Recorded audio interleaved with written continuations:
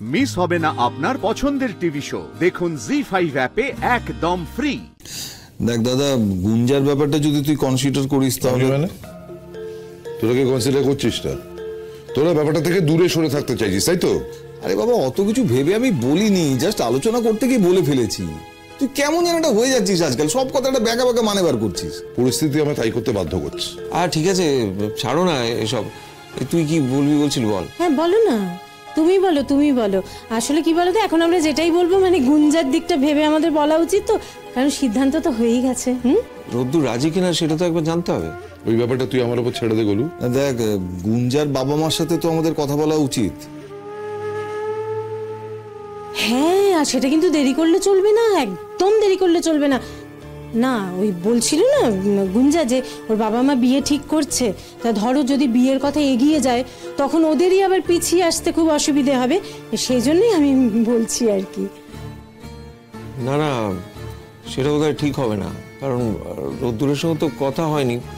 আমরা এগিয়ে গেলাম, তারপর রোদ্দুর বেঁকে বসলো, সেটা তো বাজে হবে, তাই না? আরে বললাম তো, রোদ্দুরের ব্যাপারটা আমার উপর ছেড়ে দে। না না, তবুও আমি বেশ বুঝলাম, আজই কথা বলবো, তোরা পারলে থাকিস। কিন্তু তুমি তো ওকে 15 দিন সময় দিয়েছিলে, তো এখন যদি গিয়ে রোদ্দুরকে কিছু জিজ্ঞেস করো, ও বলবে না তো যে এত তাড়াহুড়োর কি আছে? কিন্তু গোলু, হাতে তো মাত্র আর কটা দিন বলো, 9টা দিন কিন্তু চলে গেছে। ভাবুন দাদা ভাই, 9 দিন চলে গেছে, 6 দিনে আর কি বা হবে?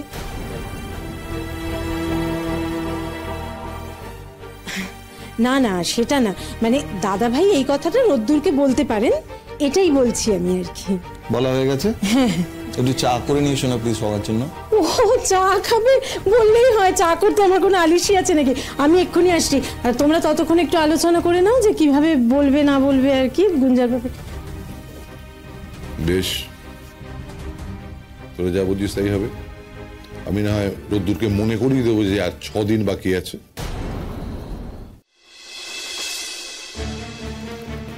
রোদ,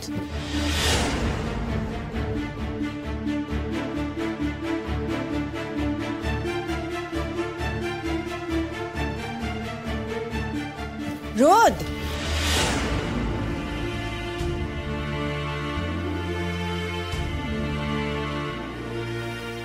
দিদি ভাই, কি হয়েছে গো?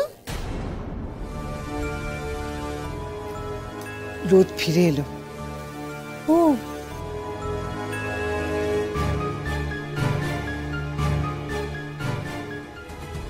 ফিরে এসেছে।